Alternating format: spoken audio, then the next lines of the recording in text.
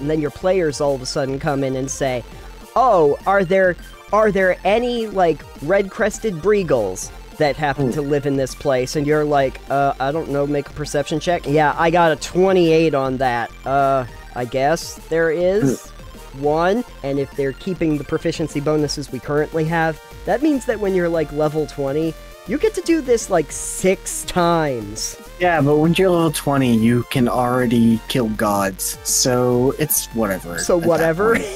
And I think, like, a big bad guy, like the big bad in your game, should definitely have the option to critical hit.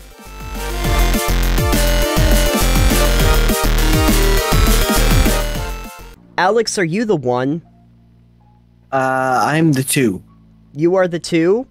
Great, that means that we can start a new list. Yeah, perfect. Well, regardless of if you are 1, 2, 3, or 500, thank you for joining us today on another episode of Total Pebble Knockdown. I am Nathan. And I am Alex. And today on the show, it's time to dig back into one thing. Actually, technically three things, but this one is not a list show. No, not a list show. We can only get away with that, like, once every, like, 40 episodes. You know, if enough people watch those and listen to that, then, you know, let us know if you want us to do more lists. We can find lists to break down. Yeah. Then we'll do it, like, once every 5 shows. So in Weekly Muse, something big happened that we kind of have to talk about, which is that Wizard did a giant presentation, Wizards of the Coast, for 2022, where they were talking about future plans over the next couple years for mostly Dungeons & Dragons and Magic the Gathering. And you know what? We kind of have a little bit of experience with those two games. A little bit. Yeah, exactly. But I'm going to just jump into the big announcement, and then we'll talk about some of the smaller ones. Big announcement is that Wizards is working on draft material for something called One D&D. That would be basically the new version of Dungeons and Dragons. Now, I say that, but they're doing kind of a can I have my cake and eat it too, by, you know, revamping a lot of the rules, but also making it all compatible with 5e, so that any current 5e material is still usable. Right. They're like, 6e sounds like a way to not make people want to buy it. Right. And 5e seems to be working really well, so they're like, well, we're going to stick with this for as long as we can. The general I think what they're trying to think of in the back of their heads is that so many people jumped into this, like when they got real popular, everyone's used to 5e. And by and large, besides nitpicky stuff people might have, folks like the system and don't have a lot of interest in not using it anymore. So they had some of the team come on to talk about different rule sets that they wanted to revise. One of the things that they were talking about too was going back over to like the Dungeon Master Guide and make it easier for new GMs or DMs to really be able to run right out of the gate, which is great. Make it a little bit more streamlined. And then also announce that there is going to be some draft material, which we will go over in the next segment. But generally trying to get some feedback in, because come 2024, they're hoping to be able to launch this and bring something out. So we'll see what happens with it. I didn't know if you had thoughts about that, because basically what they're saying is that the age of editions is over. They're not going to do 5, 6, 7e. It's just going to be One D&D. I think it's interesting. It's definitely a bold type of move. Oh, yeah. Where they've done the edition thing for a while.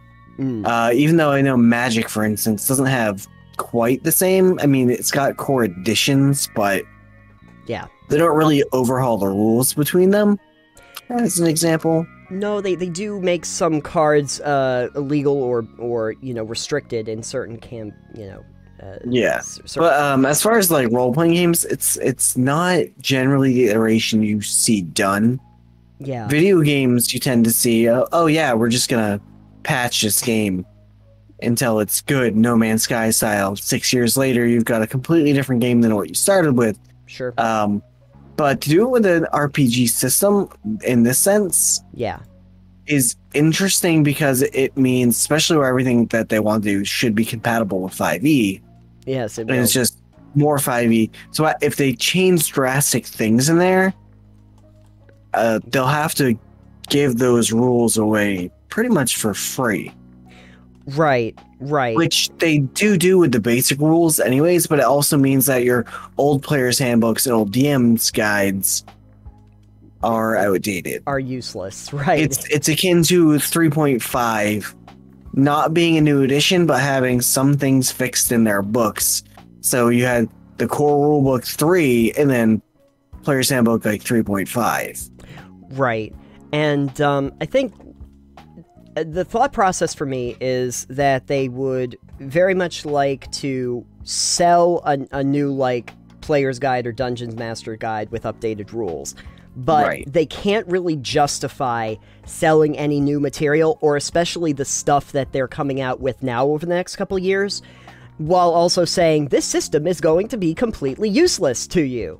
And it's not going to be what everybody uses, because they are also talking about, like, Dragonlance is going to be coming out. They just had Spelljammer and all these other settings that are all built around 5e. So is that all just going to get scrapped? Right, and I don't think that would happen. I mean, a campaign setting typically just takes the core rules from that edition anyways, except for where they change certain rules to fit the setting. Sure. So I don't think that would be a big deal. Okay, gotcha. In other kind of like D&D based news too, is they talked a little bit more about, since they acquired D&D Beyond, as we all know, and we're kind of shocked that they didn't already own it. They are using it much more for an actual digital platform for the game. So one of those nice things is that there will be like a physical plus digital version, so that you can get the physical book and you will also unlock the digital one on your account, which we were hoping for. Yes. And they are doing that. Perfect. Good move. It is a good move. Smart move. In addition to that, though, they are also planning to... They're kind of going for roll D&D. They're kind of going for the head. They're going for the throat. And they are going to be using it to create this, like, digital play experience. They're going to make, like, the digital tabletop that you can actually put monsters in. It would be really cool, too, if you got, like, the supplements and then the monsters and everything from that went into the thing, or that it would automatically load up the dungeons that were in the campaign to it. But in general, yeah, that you'd be able to have what is, to be honest with you, a pretty impressive-looking, three-dimensional, full lighting, graphics, the whole thing. I think it's an Unreal. It probably is in like a very nice engine where you would be able to purposely put down all of your, you know, figurines essentially into the map itself and make like an actual digital landscape that you could play in and use also for tactical. Smart move. Interesting they do that where stuff like that already exists, of course. Right.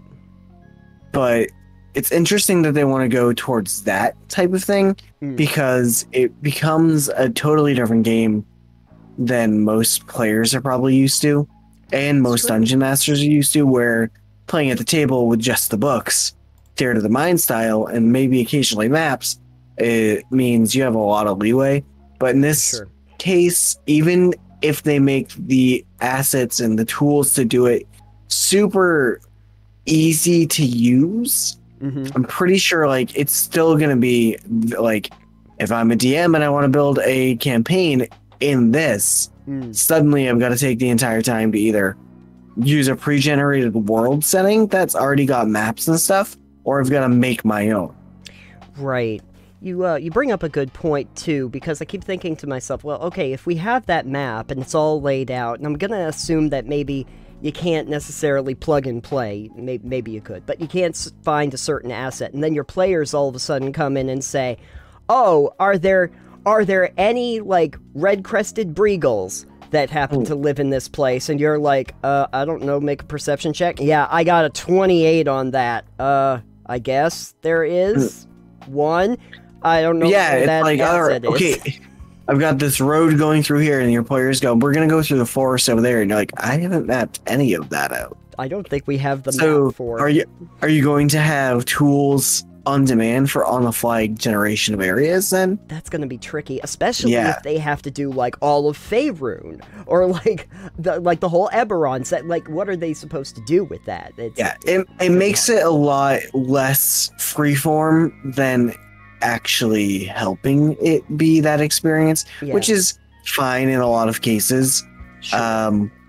But yeah, I don't want to be like, I made this whole thing, and my players go, we're gonna go the other ways. I'm gonna go, well, this entire map I just made in 3D with all the software tools is now useless. Yeah, exactly. In other news around that, of course, Dragonlance, like I mentioned, is going to be coming out in late 22. 23, they're going to be doing this Keys from the Golden Vault, which is kind of like an Ocean's 11 sort of heist, and Big B presents Glory of the Giants, which is sort of like Fizzband's Treasury of Dragons, but it's giant focused. And then also the Book of Many Things is going to be like its own actual thing. Great. So instead of like the Deck of Many Things, now you got the Book of Many Things. Yeah, it's just an encyclopedia. Yeah, exactly. A couple campaigns that they're going to be doing too. There's the Phandelver campaign, so they're taking the Lost Mines of Phandelver and they're actually expanding it to a full like campaign that you can go through. Okay. Lost Mines, kind of well known as being that starter adventure that, you know, you get your feet wet in. And then also something called Planescape, which is going to be a little bit like Spelljammer, and it's going to have a setting guide and a bestiary and all sorts of fun things like that. So some stuff to look forward to. And of course in 22, after they've gone through Unearthed Arcana and all of that, they're going to have the One D&D. The One D&D to rule them all. Right. Magic the Gathering, like, we haven't played Magic for a while, so I don't know the rules so much, but we did get a couple interesting things, like, for instance, in Universes Beyond, they're gonna do a Warhammer 40,000. Yeah, Magic has been getting into the whole metaverse bullshit. Yep. Where they're like, we're gonna just make card sets for Magic based on other IP. Oh yeah. And I think I find that dumb. Personally. You do, yeah. Is it too much of like the Multiverses kind of thing, or the Super Smash Brothers but for card games? Yeah, it's like, okay, I get it, and I've listened to videos explaining what a metaverse is, where you enroll all these IPs into one thing so you can access them in that. Right. You know, it's like the Scooby-Doo metaverse would be everyone that's ever been on Scooby-Doo. Right. As guest appearances. So, like, Supernatural is part of the Scooby-Doo metaverse, as an example there. Right. But, yeah, it's like, if I wanted a Warhammer 40k card game, I'd play a Warhammer 40k card game. I wouldn't play Magic with a 40k skin. Yeah. You know?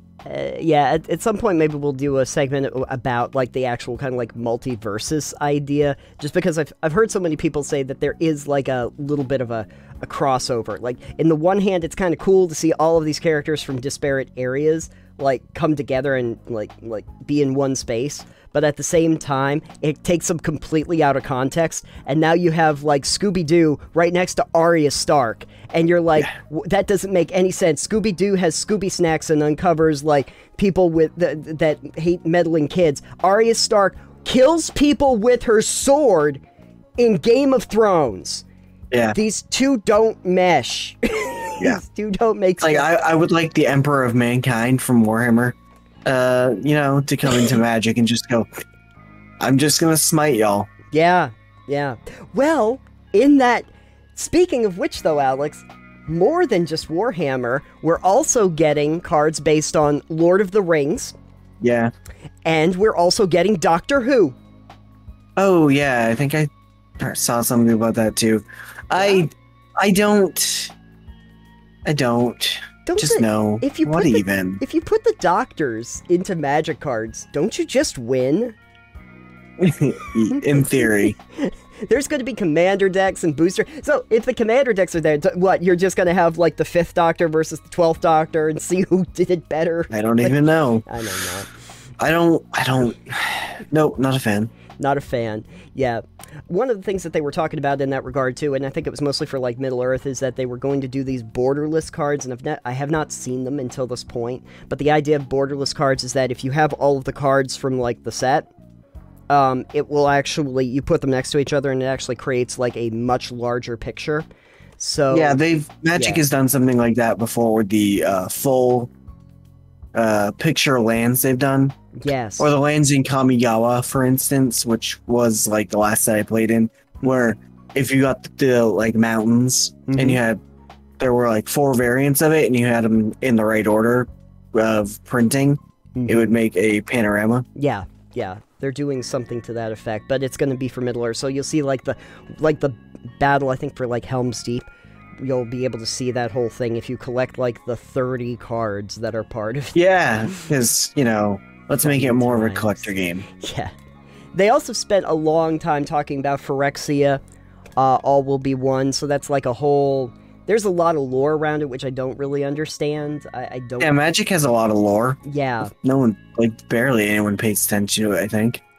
No, I think that, you know, Magic doesn't really lend itself to experiencing the lore of the world quite as much as like a Dungeons & Dragons, because you're not playing an individual character, you just have a deck of cards with these characters in them.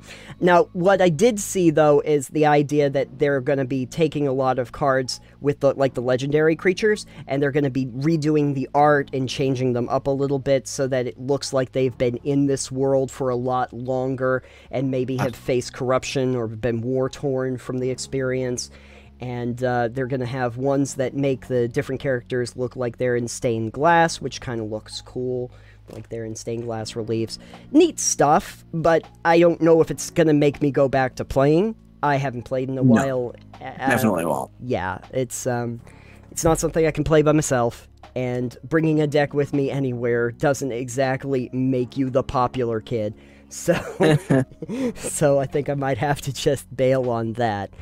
But yeah, those were the big announcements that came out of their conference.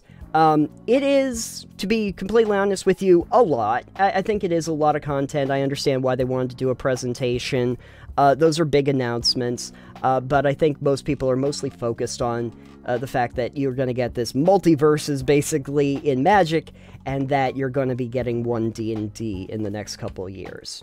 Yeah. So there's that.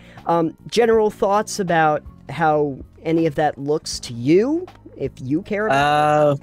We'll find out as we discuss more in the next segments. Yeah, because coming up, we're gonna get into a little bit of that play material and look at One D&D. All right, so mechanically speaking, as we are, I thought it would be fun to go over a little bit of the draft material that Wizards put out to kind of get feedback from the community on. I've heard about some of the things, but sure. Yeah. You let me know if I miss anything, because I'm going to try to just hit on some of the major things that I saw. Sure. And we can go from there.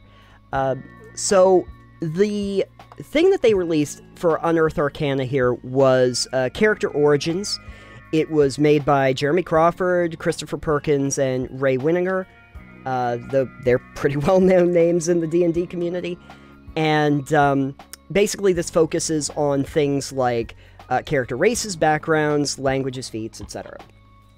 So, the first thing that I noticed that was very, very interesting was instead of having your, stat bonuses applied to your race, like you usually had in 5e, they're applied to your background. So I think that makes it a more tantalizing choice, actually. Because then you could say, oh, I'm a noble. Yep. But then you could play a race that wouldn't normally be like optimized for a certain class. Yeah, I think it's actually one of the smartest things that I saw, and I do want to look at some of those backgrounds in a second, just because I think that people might have been taking, no, they definitely were, taking certain races based on the bonuses that applied to what kind of character they wanted to play. Yeah, that's always been a thing that has happened. Yeah. We do get a few starting races in this. Obviously, you're going to get Dragonborns, which haven't changed all that much, Tieflings, which have different infernal lineages, Ardlings, which are the opposite of those. They're like the celestial, they have celestial legacies. Those were Asimars before. So, yeah. Or Asimars. These have different animal heads. Oh, okay. More furry community stuff. That's fine. You can play something with a cat head. Perfect. So that's great. Actually, the funny thing is that I kind of wonder if they're using the Ardling as like a catch-all for a lot of the different races, because if you notice, like, cat, eagle, goat, mule, elephant, owl, pig, stork, bear, dog, raven, or toad. Aren't a lot of the races that we currently have in, like, the multiverse, yeah, it's fine. It's fine. You could just be an Ardling. The difference is that if you choose different legacies, you also get first, third, and fifth level spells that are specific to your lineage, which is fun. Humans are still awesome. Just for the record, I personally think that that's bias. Humans made these games, and humans always are awesome. But I will just kind of give you an idea of what these are based, and I'll use the humans as an example. So, you get your creature type, your humanoid size, which is medium or small. You can actually choose when you choose your character. Your speed, which is 30 feet, your lifespan, which is 80 years on average. You get special traits. So this is really the main thing that the different races would get. Your races as human, you would get these traits. Resourceful, which I think this is excellent. You gain inspiration whenever you finish a long rest. Okay. You just get it. Just get it. It will later go on to tell you that inspiration, you can only hold one at a time. But if a source gives you inspiration, you can choose to give it to somebody else. Oh, that's cool. So humans are just balling. They just get an inspiration. If they don't use it, just keep giving it to somebody else during every long rest. So pretty great. Skillful, which is where you gain proficiency in one skill of your choice, and versatile, where you gain the skilled feat or another first level feat of your choice. Which, if you just heard that, you probably realize that there are levels applied to feats now. Yeah, I mean, that can make sense in some cases, because some of the feats are garbage, and some are very broken. Yes. I was watching something, I think, from D&D Shorts, where he was saying, actually, the skilled feat is sort of broken anyway, because you can literally take it multiple times. Yeah. And if you keep taking it for 3, then by the time you're at level 4, you could pretty much have skills in. You can get proficiency in like 13 skills if you play your cards right. But hey, that's what you want to specialize in, I guess. Go for it, man.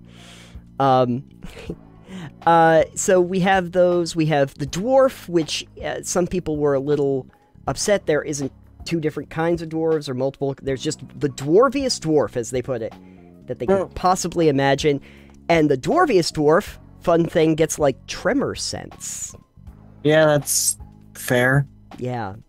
As a bonus action, you gain tremor sense with a range of 60 feet for 10 minutes. You must be on a stone surface or touching such a surface to use this tremor sense. And then you can use it a number of times equal to your proficiency bonus, and you regain all expended uses when you finish a long rest. So, touch grass, but touch stone. Yeah. And get tremor sense. Yep. Good. I'd like that. Elves are still great, so you don't need to know too much about them. But they do list drow, high elves, and wood elves in the preliminary stuff. Gnomes get awesome, so that's good for me, personally. The only thing, because like I'm playing a rock gnome, so the rock gnome gets great stuff. First of all, like gnome traits, you got dark vision, You got Gnomish Cunning, where you get advantage on literally just all intelligence, wisdom, and charisma saving throws. Okay. I just get advantage. And then you have supernatural abilities. So the Rock Gnome, you get the Mending and Prestidigitation cantrips out of the gate. And then you get the ability to make these little tiny clockwork devices. Yeah, you've already got that ability. Yeah, but it's from, like, the Artificer lore. Like, oh, okay. It's more an Artificer thing, but gnomes just get it. Okay. You just get to do it. And you can put, like, stuff into... You can use Prestidigitation and the effects of Prestidigitation to, like, imbue those objects with something. So, you want to make a smelly rock, you can make a smelly rock. Well, great. I know you're happy. Halflings, still great. They still get that thing where they can re-roll ones. Nice. And I think they get... What else do they get? Oh, and they have proficiency in stealth now. And they can move through the space of any creature that is a size larger than yours. So there you go. So yeah, tieflings, and I think were orcs in this? Yes, and orcs. Not half-orcs, but just orcs. And now you might notice that there aren't half-elves or half-orcs or anything like that. Because... I assume it comes from your origin, then. No. Well, kinda. I guess. Well, tell me then. So what they decided to do is, instead of having, like, half-elves, half-orcs, anything like that, they were just going to create a system where if you want to have a mixed lineage from two different races, you can actually custom build pretty much from the abilities of them. Okay. And so functionally you might have the same abilities as just one of the two. But you will, you can say, yeah, my father was an orc and my mother was an elf, and now we're gonna rectify that. Okay. With a few of the different abilities. But I don't think you can mix and match them, because they thought that might end up being, what, OP? Where people would take, like, I like this trait here, and that works really well with this trait here, and I'm gonna match them together. Because you know that they were gonna do that. Of course they are. Yes. So if you want to play a child of such a wondrous pairing, you would choose those race options that are humanoid, and then determine which of those options provide your game traits, which include size, speed, special traits, etc. So, but yeah, so if you were looking for special stats for your half-elf, sorry, you're just going to have to take the elf stats, or the human stats, and you're probably going to take the human stats, because obviously they're great. Anyway, backgrounds. So this is really what I wanted to talk about, because I think the backgrounds make a lot... They're a lot more important in One D&D than they were in 5e. If you remember 5e, you kind of took the background as like I guess this kind of gives me some story beats. And some skills, yeah. A couple skills and stuff. Now what they do is, one, you can actually custom build a background if you would like, because they're working on kind of like Tasha's rule set, where you can kind of custom make these.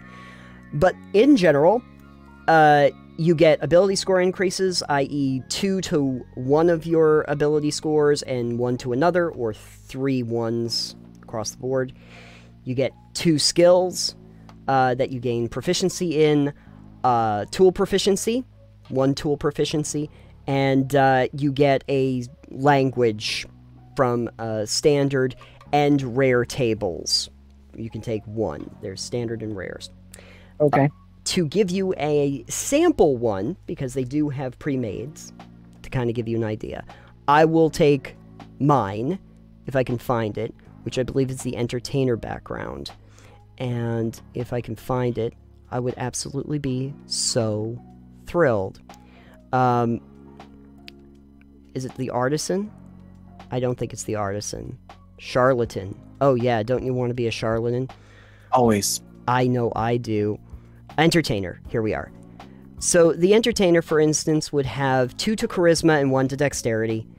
Would gain proficiencies with acrobatics and performance. Tool proficiency would be a musical instrument of your choice. and you would learn Elvish, and you would gain the feat Musician. Okay. I'll talk about feats in a minute. Sure. But at any rate, and you would also get specific equipment. And they kind of range this out to be about 50 gold worth of equipment. So, for instance, you would get 2 costumes, a steel mirror, traveler's clothes, a musical instrument, which would be the same one as the one you picked, and for proficiency, and perfume, and then 8 gold pieces is what you would have left over. So, and that would set you on your way, which, frankly, is basically what bards would want. That's what you'd expect. So they have samples. You can pick and choose them if you wanted to have a custom background. There is a little bit more free-formedness to the way that they're developing this, and I think Tasha's kind of did that for them. Maybe people liked that.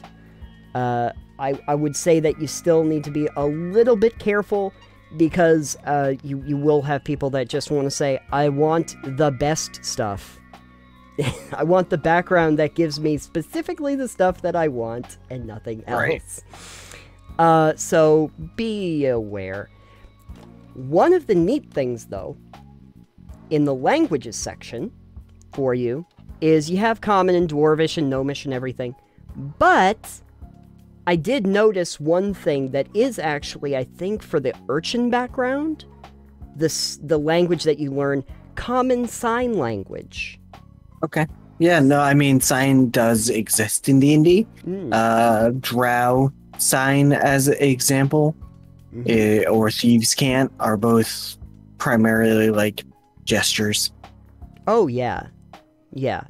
But this time, I thought it was very nice that they were actually making it specifically a language that was blocked out all its own, and that you can actually become proficient in. Kind of makes sense that you know, if you were on the mean streets, maybe you would need to know how to speak without speaking, essentially.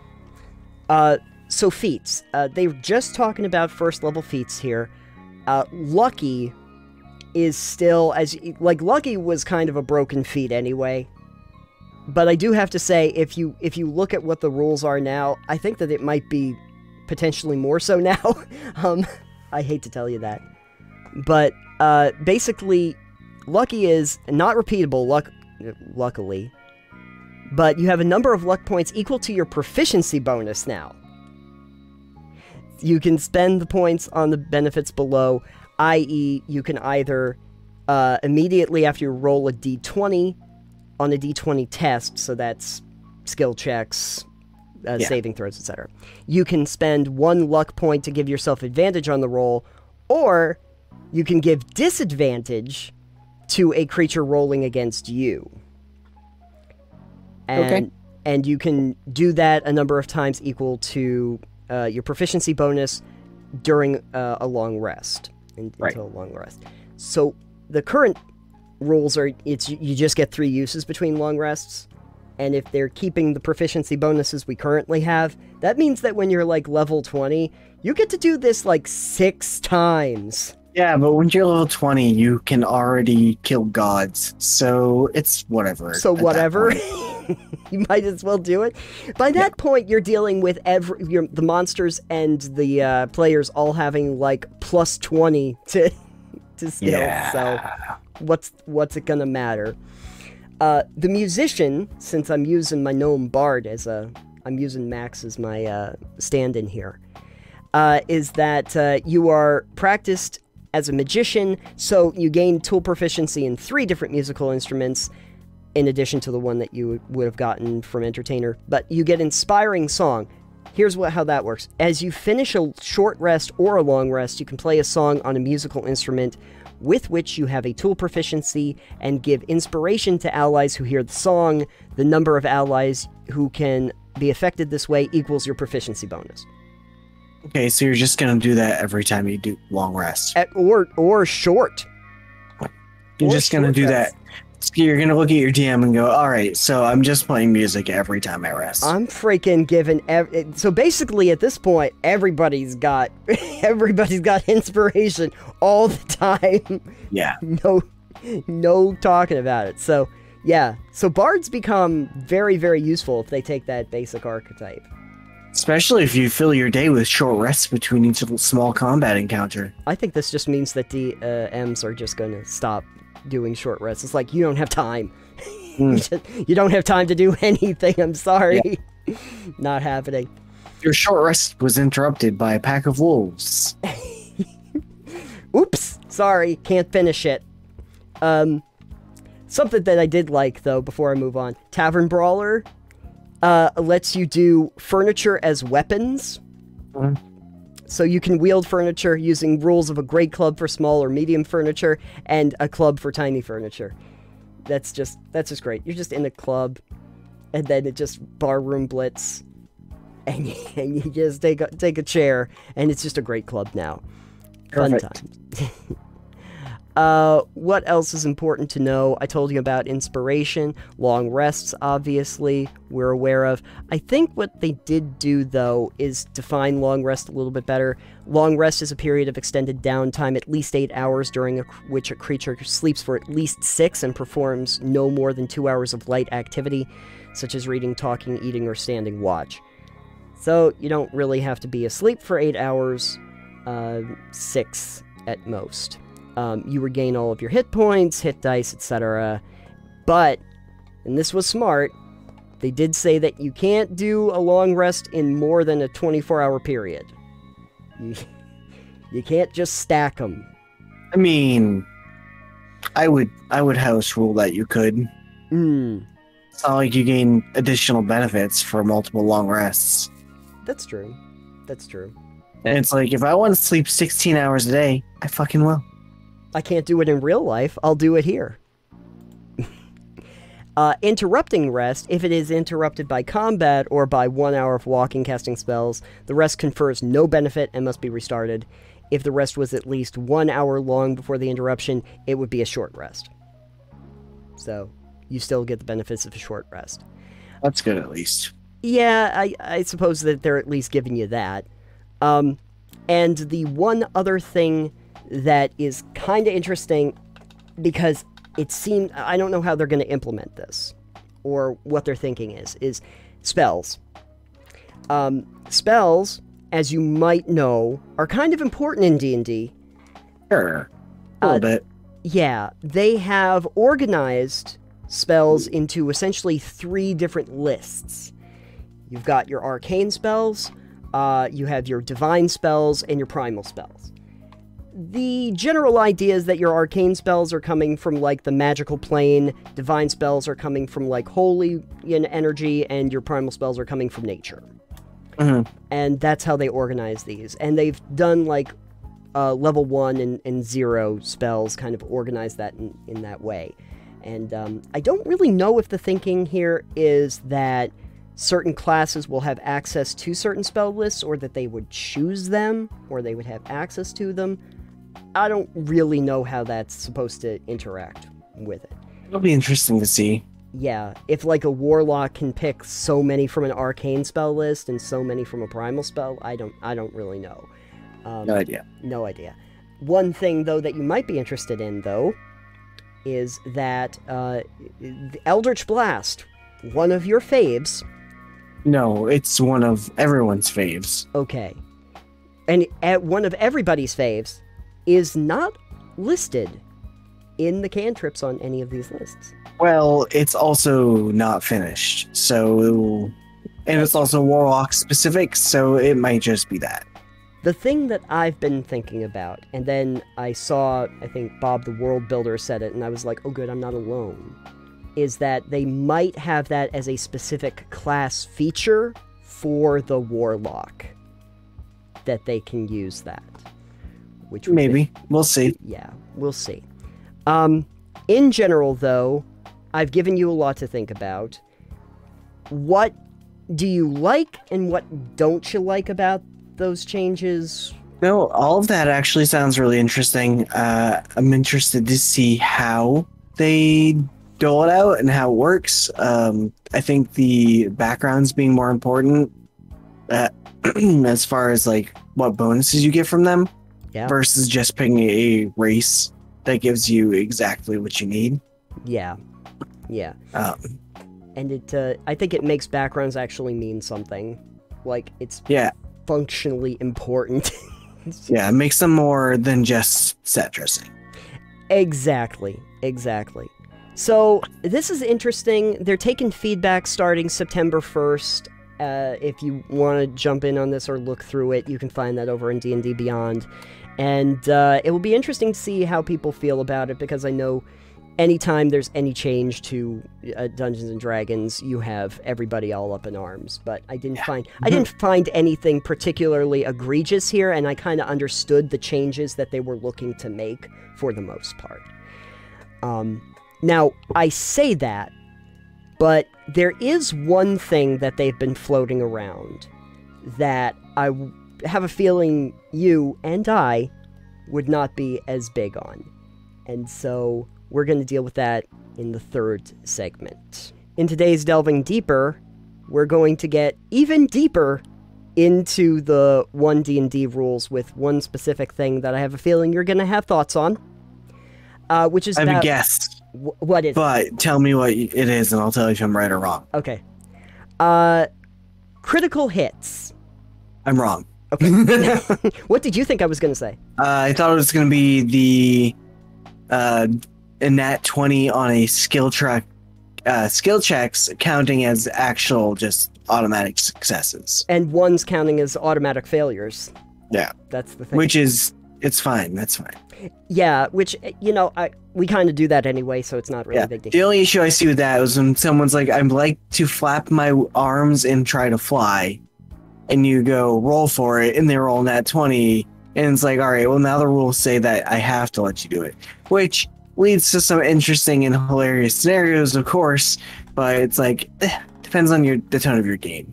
So. I saw one example, not to derail too much, but where like Brennan Lee Mulligan was doing a Dimension 20 thing, and one of the players was like, I want to roll to see if I can see ghosts. And he's like, all right, do it. And nat 20. And he ended up narrating this amazing scene where a character that they've been looking for came back in ghost form and gave information before getting sucked back into the ethereal plane. And it was like, nice. Very good. Yeah. But anyway, no, critical hits. So the way that they make it sound, I'll just read you what they say about critical hits and tell you what people have been discussing. Critical hits. Weapons and unarmed strikes have a special feature for player characters, critical hits. If a player character rolls a 20 for an attack roll with a weapon or an unarmed strike, the attack is also a critical hit, which means it deals extra damage to the target. You roll the damage dice of a weapon or unarmed strike a second time and add the second roll as extra damage to the target.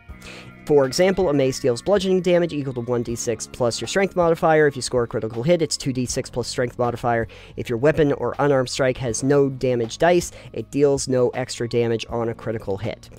Okay, so you might have noticed one little interesting thing that they mentioned there. That this is a special feature for player characters. I.e., they're saying, and I think they've clarified this, that essentially the GM doesn't crit. That's dumb. Yeah, I think that's going to be where they get most of the pushback. That the monsters don't crit, that like the GM just does not critical on anything. I mean, you could just add more monsters if you want to do the damage, but critical hits are supposed to be like, I guess I get their thought process there, where a GM rolling a crit or even faking it and just saying they crit isn't fun for the players necessarily. Yeah. But it's supposed to be a moment of tension in that case. Right. I kept thinking about that when I heard it, and I thought to myself, well, that doesn't seem fair. I mean, if the player characters can crit, or critically fail for that matter, I would imagine that the GM, your DM essentially, Dungeon Master, should be able to do the same. But I started to realize that from a design perspective, it's probably not so great. And it kind of goes back to, I don't know if you ever heard like Alfred Hitchcock talk about the nature of tension. Probably. Probably. Okay. So Alfred Hitchcock once said, tension is not people sitting around a table and then a bomb goes off. Because the bomb goes off and it's over, and now you're just cleaning up the wreckage. Tension is where you have a bunch of people sitting around a table, and you announce that there is a bomb under the table. And then you just keep going about your dinner. You've created tension. I think critical hits, or the ability for monsters to critical hit you, is that tension. You've gotten into a scenario where you don't know, but there's like a 1 in 20 chance that the monsters are gonna do a shit ton of damage to you. And you might want to be aware of that in case, you know, you start thinking that you're gonna screw around and, you know, you dance around on the playing field. That you should actually know that there is tension and danger to be had in that scenario from a storytelling perspective, if nothing else. I think if they wanted to modify that to be like monsters that have multi-attacks cannot critical hit on a multi-attack, because then if you're getting hit with 2 claws and a bite, I can't suddenly, oh shit, I just criticaled twice on you with this monster who gets 3 attacks to your 1 attack. Yeah. You know, that would be more fair, I think. Right. And I think like a big bad guy, like the big bad in your game, should definitely have the option to critical hit. They are the quintessential evil you've been tracking down for your whole campaign. They should be a threat. Oh, yeah. Yeah. If you're going up against a Vecna or a Tiamat, yeah, they should definitely be able to critical. Like, I don't understand why they would. But even, frankly, the lowly little goblin who comes up to you with a little knife might seem innocuous. You might be like, I got this. Then he crits, and you get, ow! Like stabbed, and it does a chunk of damage, and all of a sudden you're like, oh, there's like 20 of these assholes around me. Like, right. This is a problem. I gotta really focus up and deal with this. Like, I really gotta do that. I think the one thing that they were talking about was the idea that maybe, like, with the heavier aspect that they've been doing on, like, legendary actions or special actions like that it might compensate. But I don't know. I think legendary actions, when you're coming up against creatures that have them, are because you're a party of, like, 6 people, and they're the one creature, and having them able to act between each person helps them survive when you're dealing with a kraken or a dragon, so to speak. So I'm not really that big on that. Now, if you wanted to say that you couldn't crit on, like, legendary actions, I'd kind of understand that, because then we start getting insane. But who knows? But in general, yeah, the idea that the DM can crit, I think, has to stay in. If they were changing anything from this source material, like, I'd say you might want to ditch that, or just make it very optional. That's a session 0 thing to talk to your players about. Like, yeah, I think having it as an optional session 0, hey, do you want it to be so these guys can crit on you, like you can crit on them? Or would you like to play it where they can't crit, therefore you probably won't just randomly get smacked for twice as much damage as normal? Right. Which I guess I understand it, where monsters occasionally have multi-attacks or very powerful attacks, even at lower levels. That could just murder through a party. Yeah, the murdering through a party is definitely not fun. But, you know, again, if you're not going to really make your system feel very lethal, I don't know if you really build up the tension that makes people understand that it is definitely a world that you have to be concerned about. Like, if the dragon can't really do all that much, you know how much damage it maximum can do, and you've done the calculation. You're like, oh, I'm fine for like 3 rounds. But if you get 1 crit in there, uh-oh, that's more like 2. I have to recalculate. It keeps them from doing too much math in the background of thinking about it. Maybe that's more of a design issue than a mechanical issue for me. Just in terms of, like, the functionality of it and trying to create more satisfying narratives that have combat in it. But me personally, I don't really like that rule. I think that we have dungeon delved enough for today into several dragons' lairs. Several layers deep of dragons. On a side note, everything you had just said came up to me in garbled robot speak, but on your end, I assume it's fine, so I'll hear what you said when I listen to the episode. Oh, it was profound. I told everybody about the meaning of life in the universe. Perfect. You're gonna love it. It's 42. Yep. Is this episode 42? No, we've already passed 42. Sorry. Yeah, we're already past 42. Yeah, this is like episode 45 or something. Doesn't matter. Point is, Alex, if folks out there wanted to find any of our 42 or 45 episodes of the show, where could they go? You can go over to totalpebbleknockdown.com.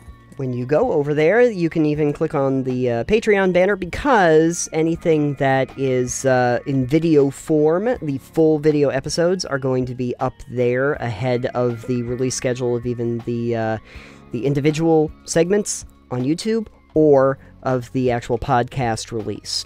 So you can check that out there, as well as any bonus content that we might have done, which doesn't make it into the final episode. And you can also find a couple other things while you're over there, including Creatures, which has the Winter Wolf up. Please go check that out.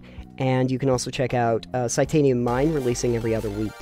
So you can get a little bit more in-depth on a few video games that I've been playing in recent days, and some of the classics, which I go back to occasionally.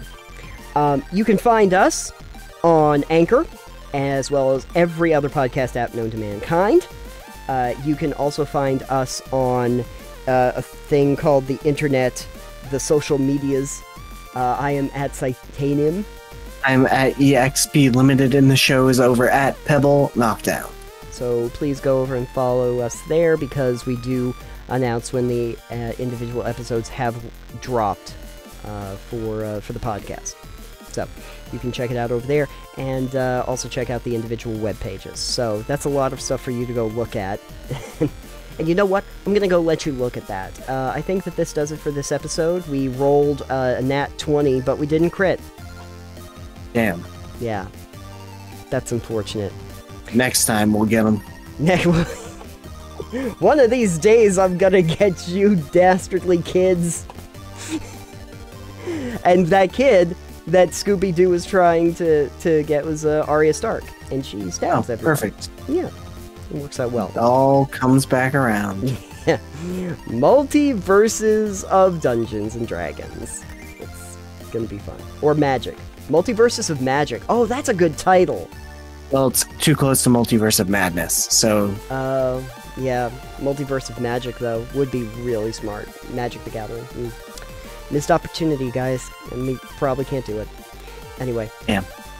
Thank you for joining us, and we will see you on the next episode. Goodbye for now. Bye from the past.